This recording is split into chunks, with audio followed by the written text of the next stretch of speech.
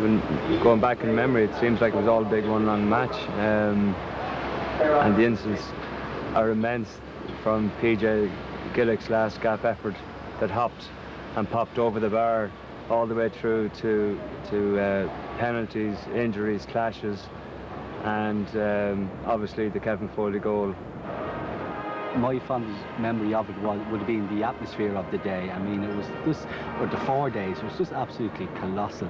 I mean, packed houses, both Meath and Dublin neighbouring. It was like probably an old farm derby over in Scotland. But I mean, in games like that, you had blood, sweat, tension. It was everything in it. I don't know if the quality of football was good, but I'm sure no one left too early.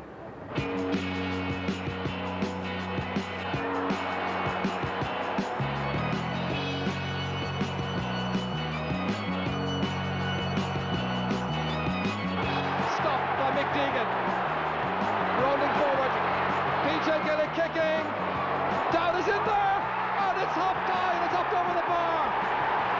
They're level.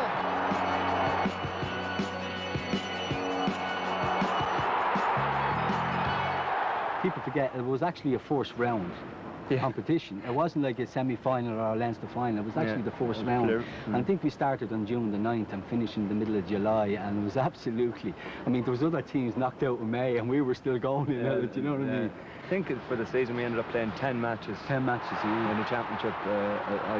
It's safe to say Kerry probably won 2 or 3 All-Irelands in their day with it. You know, we'd played 10 matches, and unfortunately our luck ran out against Down. Yes, I mean, obviously it wasn't the first time that Dublin and Meath had met. Like, I mean, we were going since 87, 88, 89, 90 and so on.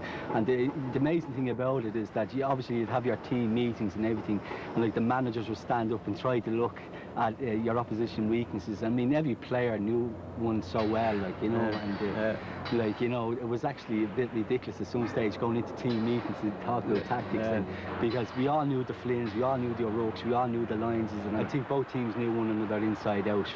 And I think that was probably the beauty of it, that a lot of the supporters in both camps knew that it'd be one on the pitch. It was never going to be one on the sideline in a sense, and that was the great thing about it, that you had 30 guys out there giving their heart, wasn't it? It was, I mean, there was some fabulous tackling going on there, and there's some knocks and bruises.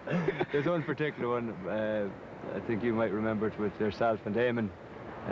Colin was coming down the middle and he might have stumbled. I think the tree has tried to keep him up at the same tried time. To catch him because he had bad knees at that time. Colin had bad knees, and himself in here, he tried to keep him up. That's right, the whole lot, because there was definitely a score on that stage. It was very nice. But I remember Colin coming off, and he's lying down, actually just there on the sideline, and Sean was going to bring on another sub, and somebody famously said, "It's okay, Sean, I think he's coming round." And he came back on the pitch, and he played his part amazingly after it. So I remember whispering to Heary, we'll have to do it better and harder. We'll have to dig a hole. I think you'd have to bring out shovels if you're going to hit him any harder than you did that day. But it was all part of the game and totally acceptable. And the nice part about playing with Dublin at that stage is that no matter what kind of a game we had, there was still great respect after the match. You know, you knew that there was none of that separation after the match. I think the supporters thought we hated each other's guts,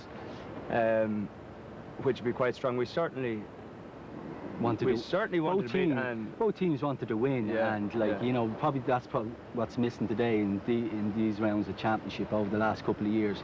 Like in air games, I'm without any doubt, I'm not saying the quality of football was good, but what you had was sheer passion. We were 8 minutes ago, we were 3 points up, and obviously you got the penalty, and I think if you had scored, we would have went 6 points up.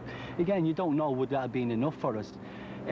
Taking the penalty itself, it's amazing. Like, there would have been 8,000 to 10,000 people behind the canal end, probably 15 guys behind me. At least 10 of them would have been Meath players. Mick Lyons beside me, Tommy Howard beside me. So all of a sudden, like, the goal gets smaller and smaller, so the target would be getting really hard to hit. Struck it well, but unfortunately it didn't go in.